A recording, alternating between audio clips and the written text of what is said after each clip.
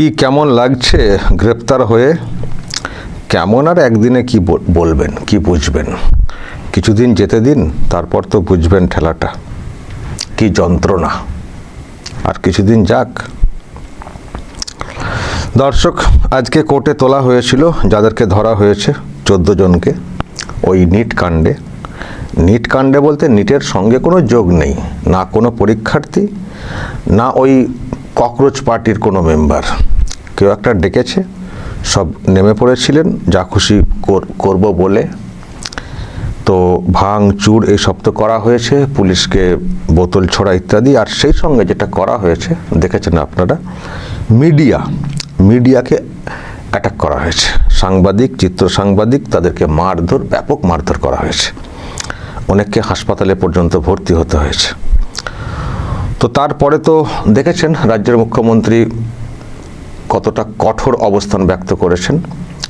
এসএসকেএমে দেখতে গিয়ে সেখানেই বলেছিলেন যে আমি কিন্তু ছাড়ব না, এদেরকে কি করতে হয় সেটা কিন্তু আমি জানি, দেখুন না, অপেক্ষা করুন।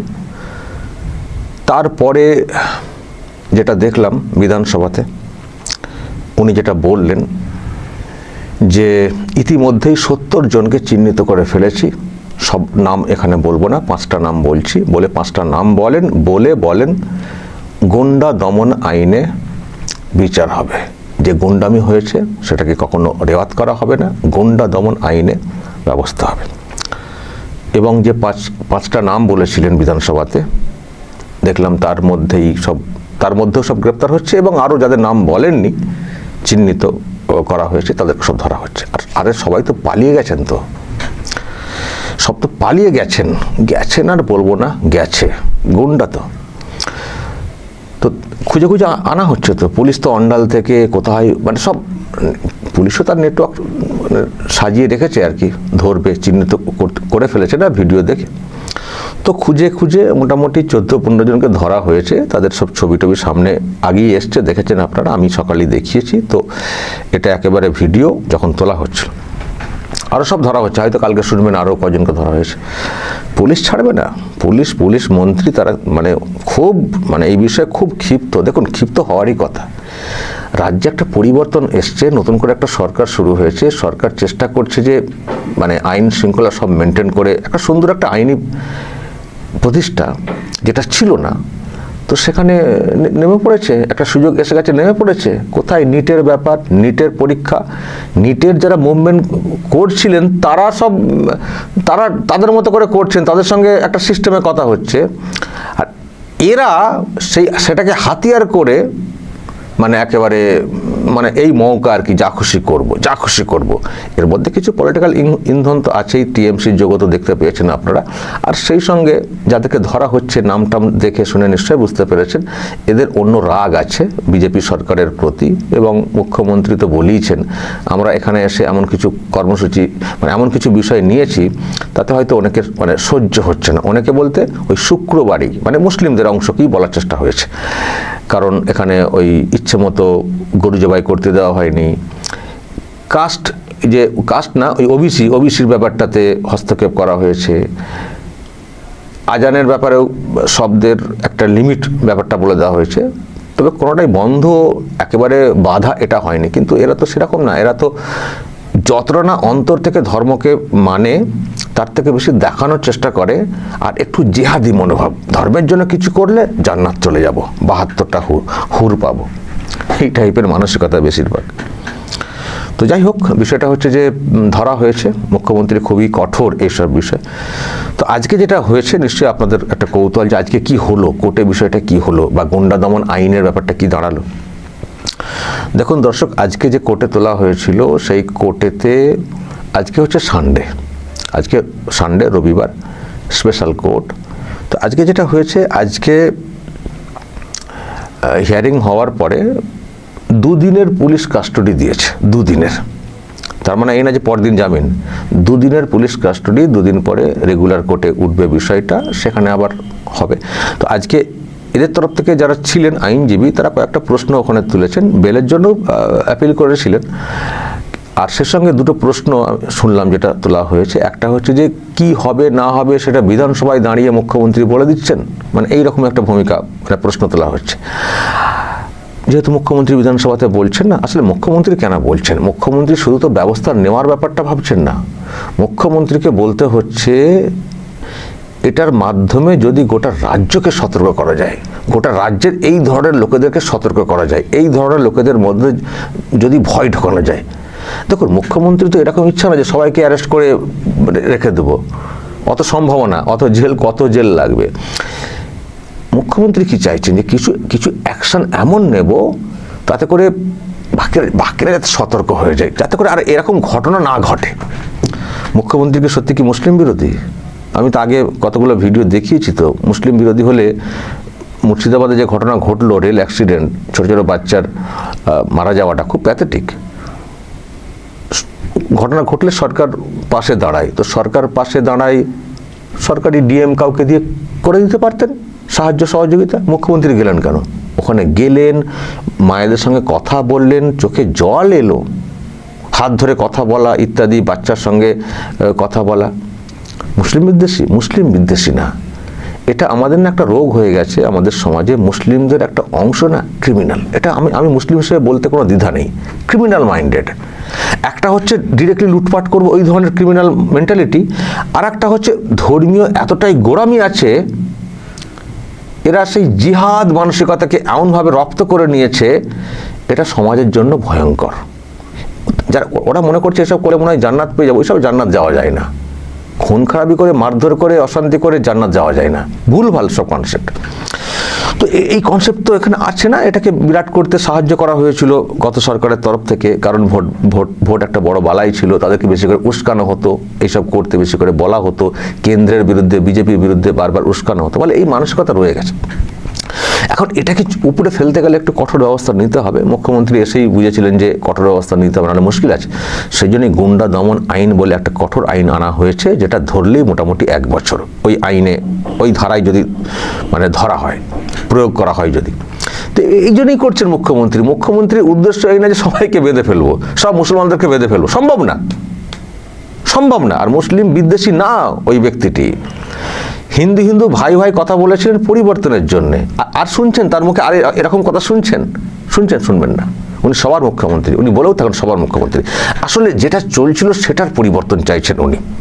ফলে যারা সুস্থ মস্তিষ্কের মানুষ না, সে যে ধর্মেরই হন না কেন, মুখ্যমন্ত্রীর এই যে প্রয়াস, এই যে উদ্যোগ, এবং একটা জোর গলায় কথা বলা, অনেকে বলেন না যে এত কথা কেন বলছেন। আরে কথা না বললে, একটা স্কুলে দেখবেন টিচার অনেকে আছেন, সবসময় দেখবেন টিচার মারেন কি, কিন্তু টিচার মনোভাব, হাবভাব, গলার জোর, ভঙ্গি দেখবেন ছেলেরা ভয়ে ছুটে। আমি আমার স্কুলের একটা কথা বলতে পারি। আমার যে স্কুল ছিল ধামসা প্রিসিশন ইনস্টিটিউশন, ওখানে একজন টিচার ছিলেন গোপাল বাবু। আমি কোনোদিন কাউকে মারতে দেখিনি, আমি আমার জীবনে কাউকে মারতে দেখিনি, আমাকেও কখনো মারেননি। কিন্তু গোপালবাবু এমন একজন মানুষ, তখন তো স্কুলের একটা আলাদা পরিবেশ ছিল না, মানে টিফিন অফ হচ্ছে তো সবার আগে উনি নামবেন, মানে দেখা যাবে স্কুলের থেকে সিঁড়ি দিয়ে নামছেন সবার আগে। দেখবেন কোনো না মানে প্রত্যেকটা স্কুলে দেখবেন এরকম টিচার থাকেন একজন যে যাকে পুরো স্কুল ভয় পায়, এবং তাকে কাজে লাগানো হয় দেখবেন, মানে মেনটেন করার জন্য। কোনো সমস্যা হলে, বিশৃঙ্খলা হলে ছেলেদেরকে কন্ট্রোলে, যদি হেডমাস্টারও দেখবেন, অনেক জায়গায় হেডমাস্টারকে দেখবেন ছেলেরা অতটা ভয় পান না, হেডমাস্টারের সঙ্গে অনেক বেশি এভাবে মেশেন। কিন্তু এমন টিচার থাকেন যার ভয় ছেলেরা জড়ো, অথচ তিনি মারেনই না, এরকম আছেন।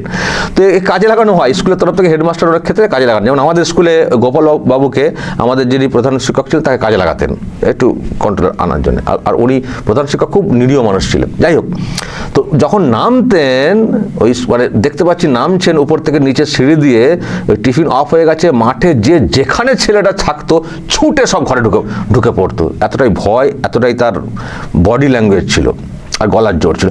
তো আমি এই জন্য বলছি যে মুখ্যমন্ত্রীর ভয়েসটা দরকার আছে, বিধানসভায় বলা, বিভিন্ন জায়গায় বলা দরকার আছে। আর শুধু তো মুখে বলছেন তা তো না, যে মুখে বলছেন কি করছেন, মুখে বলছেন তা না, করেও দেখাচ্ছেন। তো বিধানসভাতে বলেছেন, এখন সেটা নিয়ে বলছেন বিধানসভা থেকে কি ঠিক করে দেওয়া হবে? আর না, ঠিক তো আইন মোতাবেক যা হওয়ার হবে। উনি তো বলেই দিয়েছেন পুলিশকে, পুলিশ তার নিজের আইনে চলবে। কিন্তু এই বার্তাটা দেওয়া মানে মানুষের মনে ভরসা আসে, আর দুষ্কৃতী যারা তাদের মধ্যে ভয়টা ঢুকে। একসঙ্গে যা হওয়ার হচ্ছে সে তো মিডিয়াতে টুকটাক খবর আসবে, কিন্তু বিধানসভায় দাঁড়িয়ে যেটা লাইভ টেলিকাস্ট হচ্ছে, মুখ্যমন্ত্রীর অবস্থানটা, যিনি গার্জেন, যিনি শাসক, তার অবস্থানটা যদি বুঝতে পারা যায় না, এতে কাজ আছে, কাজ আছে, মানে কাজ দেখছিও তো। এই যে ওখানে ওরকম গন্ডগোল পাকানো হলো, যেই বিধানসভায় বললেন মুখ্যমন্ত্রী, কালকেই দেখেছেন তো টিএমসি একটা মুসলিম মহল্লা, ওই পদ্মপুকুর ওই এলাকাতে একটা র্যালি করার চেষ্টা করেছিল ব্যাটালিয়ন নিয়ে গিয়ে। কেউ গেছে? হুলিগান পার্টি কেউ গেছে? মুসলমানরা অনেকেই কেউ যাননি। আমি নিজেও অনেককে বলেছি যে যাবেন না, আপনারা হয়তো গুন্ডা না, কিন্তু গুন্ডাদের সঙ্গে থেকে আপনারা পাল্লায় ফেঁসে যেতে পারেন, যাবেন না। তো ফলে কাজ তো আছে, প্রতিবাদ করুন না, কর্মসূচি প্রতিবাদ করুন না, কিন্তু প্রতিবাদের নামে যদি মারধর করেন, মিডিয়াকে পর্যন্ত অ্যাটাক করেন, এটা কাহা তাক সহ্য করা যায়। ফলে এগুলো যাতে বন্ধ হয় সেই চেষ্টা মুখ্যমন্ত্রী করছেন। তো এটা নিয়ে বলা হয়েছে আজকে কোর্টে, উনি ওখান থেকে সব হয়ে যাচ্ছে। আরেকটা কথা বলা হয়েছে যে সেন্টার থেকে তো বলা আছে সব এফআইআর তুলে নেওয়া হবে, তো এখানে কেন এফআইআর তোলা হচ্ছে না? তাহলে কি সেন্টারের কথা রাজ্য কি মানছে না? মানে এই টাইপের সেন্টিমেন্ট দিয়ে কথা বলা হয়েছে যে সেন্টার বলেছে কালকে মিটিংয়ে সব এফআইআর তুলে নেওয়া হবে গোটা দেশে, তাহলে এই রাজ্যে কেন এফআইআর? তাহলে সেন্টারের কথা কি মানছেন না এই রাজ্যের মুখ্যমন্ত্রী? এই সব বলা হয়েছে বিচারকের সামনে। তো যদিও বিচারক নাকি কোনো কিছু বলেননি, কোনো মন্তব্য করেননি, কোনো পর্যবেক্ষণ দেননি, জাস্ট দুদিনের পুলিশ কাস্টডি দিয়ে চলে গেছেন, পরের দিনে রেগুলার কোর্টে এসো, এটা বুঝলাম।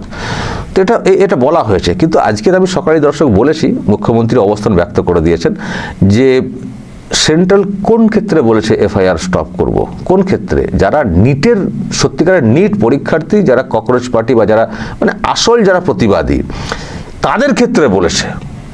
কিন্তু এখানে যাদেরকে ধরা হয়েছে, এমনকি আমি আজকে সকালে তো দেখিয়েছি, দেখে নেবেন এখানকার এই যে মামলাটা, এটা হেয়ার স্ট্রিট থানার। তো এখানে যাদেরকে ধরা হয়েছে সেই বিষয়ে ককরোচ পার্টির কাছে জানতে চাওয়া হয়েছিল যে এই লোকের নামে মানে এফআইআর হয়েছে, ধরা হয়েছে, এরা কি আপনাদের কেউ? ওখান থেকে রিপ্লাই দিয়ে বলা হয়েছে যে না, এটা আমাদের কেউ না। তো যখন ওনারা বলছেন আমাদের কেউ না, ককরোচ পার্টি কি গোটা দেশের সর্বস্তরের সব লোকের সব দুষ্কৃতি সবার দায়িত্ব নিয়ে ফেলেছে নাকি, যে কারো বিরুদ্ধে কোনো এফআইআর হবে না? এটা কোনো কেউ বলতে পারে? তারাও অস্বীকার করেছে, না এদের সঙ্গে আমাদের কোনো যোগ নেই।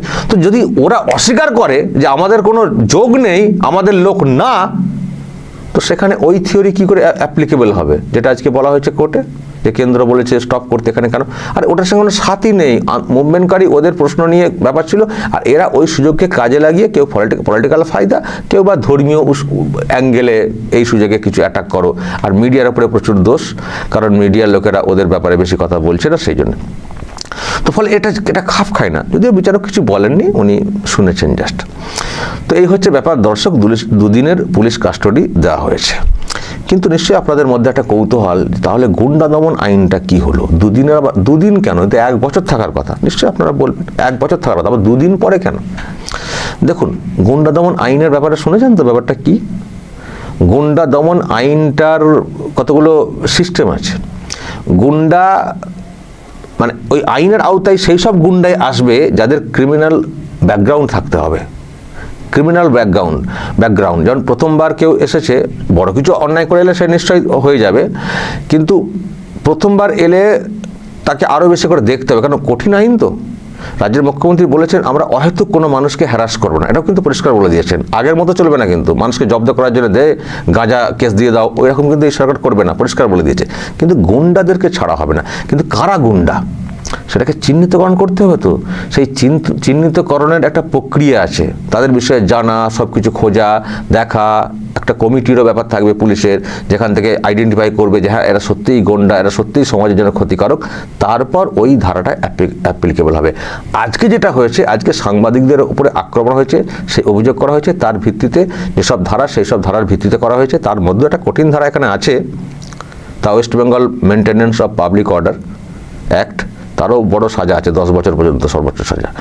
ফলে সহজে বেল হওয়ার কথা না। তো এই হচ্ছে ব্যাপার। তো আজকে এই সবের ভিত্তিতে হয়েছে। আর আজকে বলতে আজকে খুব বেশি কিছু হয়ও নি, মানে বেঞ্চের তরফ থেকে। পরের দিনে রেগুলার বেঞ্চে হয়তো চর্চা বেশি হবে। তো এই হচ্ছে ব্যাপার। কিন্তু আজকে গুন্ডা দমনের আইন আজকে কিন্তু লাগু হয়নি। কেউ কেউ বলছেন যে গুন্ডা দমন আইনটা কি হলো, আরে গুন্ডা দমন তো ওইভাবে করা যায় না। তো যারা বিলটা পড়েছেন তাদের তো জানা কথা, এটা সিস্টেম আছে, চিহ্নিতকরণ হবে, সুপারিশ আসবে, সব দেখা হবে, তারপর প্রেয়ার হবে, এইরকম একটা প্রসেস আছে।